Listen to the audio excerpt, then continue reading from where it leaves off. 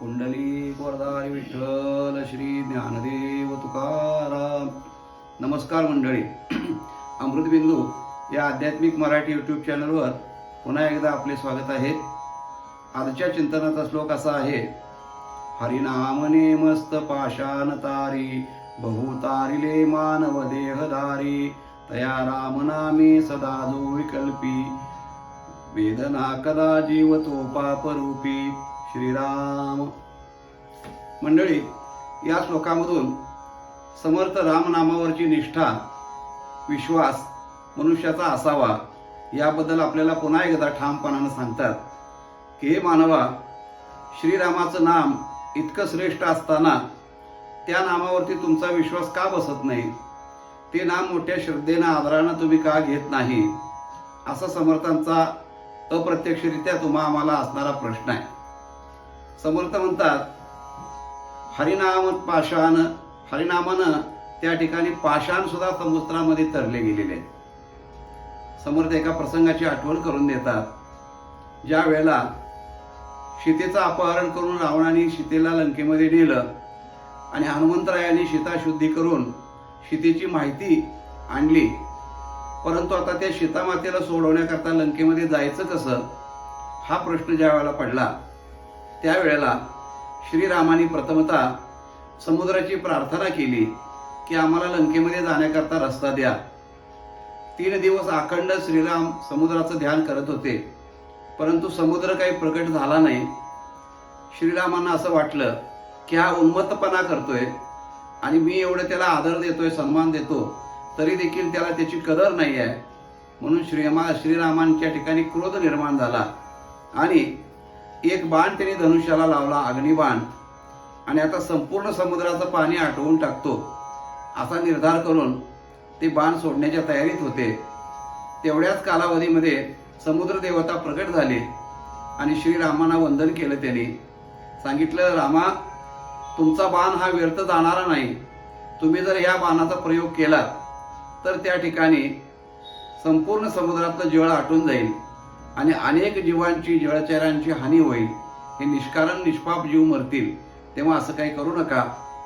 श्रीराम म्हटले, मला हे करायचं नव्हतं, परंतु मी 3 दिवस तुमचं चिंतन करत होतो, तुम्ही मला मार्गदर्शन केलं नाही, म्हणून नाईलाजानं हे मला करावं लागतंय.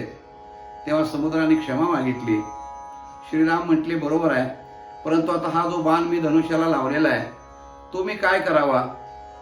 तेव्हा त्या समुद्राने मारवाड प्रांताकडच्या दिशेला तो बाण सोडायला सांगितला आणि त्या भागामध्ये फार मोठा एक असणारा दैत्य, अतिशय त्याने आकांत निर्माण केलेला होता, त्या दैत्याचा संहार करा असं श्रीरामाला सांगितलं. त्याप्रमाणे तो बाण त्यांनी सोडला. परंतु आता लंकेवरती जायचं कसं हा प्रश्न पुन्हा शिल्लक राहिला.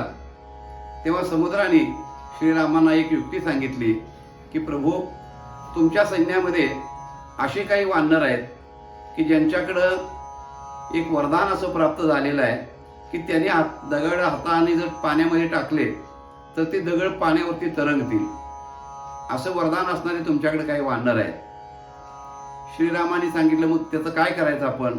तर त्यांच्या हस्ते ते दगड समुद्रामध्ये टाकून त्याचा सेतू तयार करा आणि लंकेमध्ये तुम्ही जा. असा मार्ग सांगितल्यानंतर सर्व वानरांना अतिशय आनंद झाला. त्याप्रमाणे त्या वानरांच्या करवी दगड समुद्रामध्ये टाकण्यात आले. काही अंतराचा सेतू बांधूनही झाला, परंतु ज्या वानरांच्या हातून ते दगड तरत होते त्यांना फार मोठा अभिमान झाला की आज आमच्यामुळंच हे फार मोठं कार्य होतंय. आज आम्हाला जर हे वरदान नसतं तर मग रामप्रभू लंकेत गेले कसे असते आणि सीतामाईचं त्या ठिकाणी सुटका कशी केली असती? म्हणजे आम्ही याला सर्वस्वी उपयुक्त आहोत, कारणीभूत आहोत, हा अभिमान झाला. भगवंताला कोणालाही झालेला अभिमान सहन होत नाही. तुकाराम महाराज म्हणतात, तिळ मात्र जरी होय अभिमान, मेरू तो समान भार देवा. भगवंताने युक्ती केली की 1.5-2 किलोमीटर लांबीचा सेतू एका दिवसात तयार झालेला होता, परंतु अचानक एक मोठा मासा समुद्रामध्ये, इतका भयानक डोंगरा इतका मोठा मासा आला.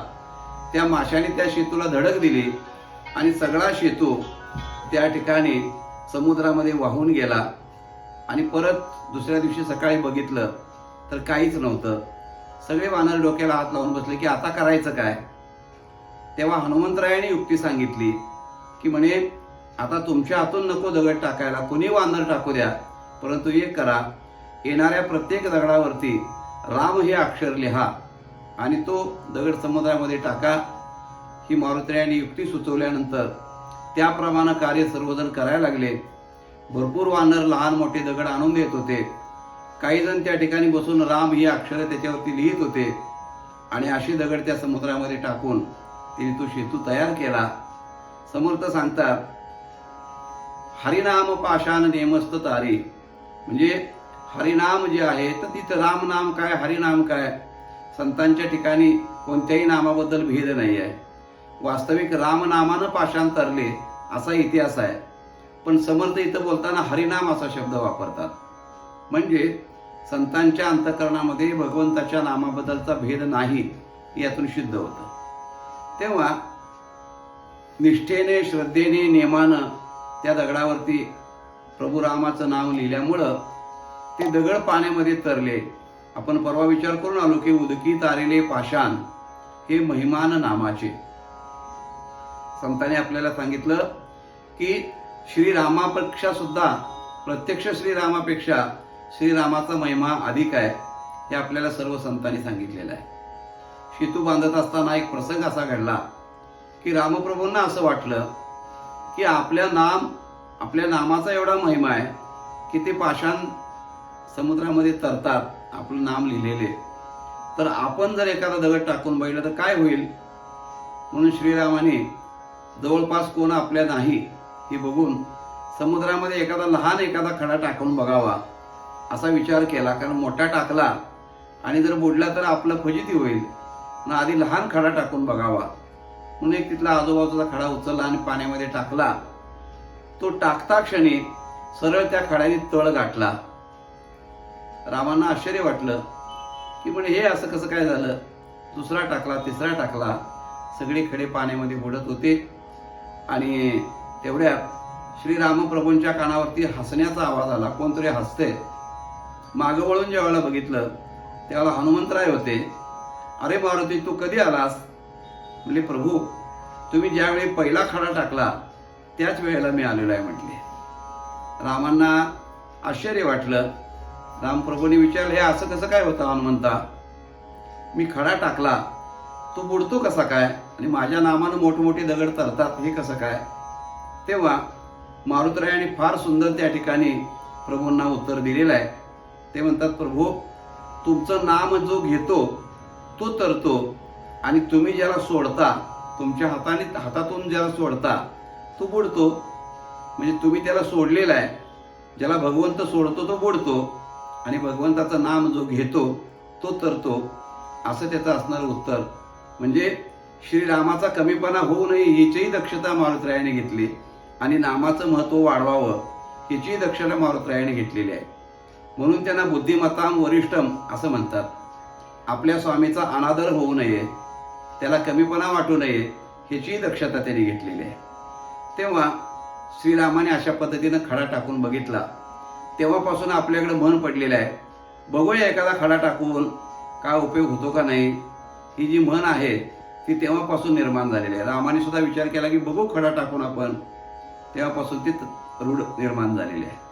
तेव्हा असो, अशा तऱ्हेने भगवंताच्या नामानं पाषाण समुद्रावरती तरले ही सर्व जगामध्ये ख्याती आहे, समर्थ म्हणतात. त्याचबरोबर पुष्कळ मानव देहधारी असणारे जीव म्हणजे माणसं सुद्धा भगवंताचं नाम घेऊन त्यांचा उद्धार झालेलाच आहे. आपण कथा बघून आलेलो आहोत, आजामेळाची, कुंटिनीची, त्या वाल्मिकाचं नाव आपल्याला सर्वांना माहिती आहे. सगळ्यांच्या कथा आपण पाहिलेल्या आहेत. तेव्हा असे मानव देखील त्या ठिकाणी तरलेले आहेत. समर्थ म्हणतात, असं श्रेष्ठ असणारं नाम रामनाम, त्या नामाबद्दल मनुष्य विकल्प का धारण करतो.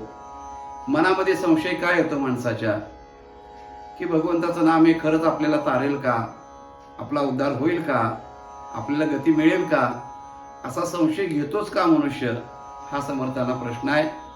आणि जो मनुष्य त्याच्यावर संशय घेतो, विकल्प मनात घेतो, महाराज म्हणतात त्याला आत्यंतिक दुःख आणि यातना वेदना ह्या त्या जीवाला भोगाव्या लागतात.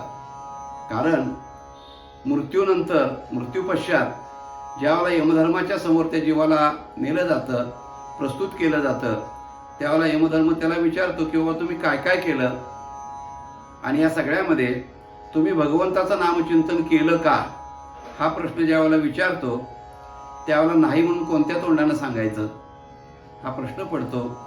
आणि त्या भगवंताला स्मरण ज्यांनी केलं नाही त्याचा यमधर्माला अत्यंत राग येतो. त्याला अतिशय यातना अतिशय दुःख तो यमधर्म त्या जीवाला देत असतो. म्हणून समर्थ म्हणतात अशा त्या यमजाचनेपासून सुटण्याकरता यमयातनांच्या पासून सुटण्याकरता मनुष्यानं अखंड भगवंताच्या नामाचं चिंतन केलं पाहिजे, नामस्मरणामध्ये असलं पाहिजे. याकरता युक्तिप्रयुक्ती करून वेगवेगळ्या पद्धतीनं प्रत्येक श्लोकामध्ये समर्थांनी आपल्याला हे सांगण्याचा मंडळी प्रयत्न केलेला आहे. असं असणारं हे आजच्या श्लोकाचं चिंतन आहे. तेव्हा हे चिंतन मंडळी आपल्याला कसं वाटलं ते जरूर कळवा. चॅनलला अजून आपण सबस्क्राईब केलं नसेल तर चॅनलला अवश्य सबस्क्राईब करा आणि इतरांच्यापर्यंत त्याची माहिती जरूर मंडळी द्या. भेटूया मंडळी पुन्हा पुढच्या भागामध्ये. तोपर्यंत नमस्कार. रामकृष्ण हरी.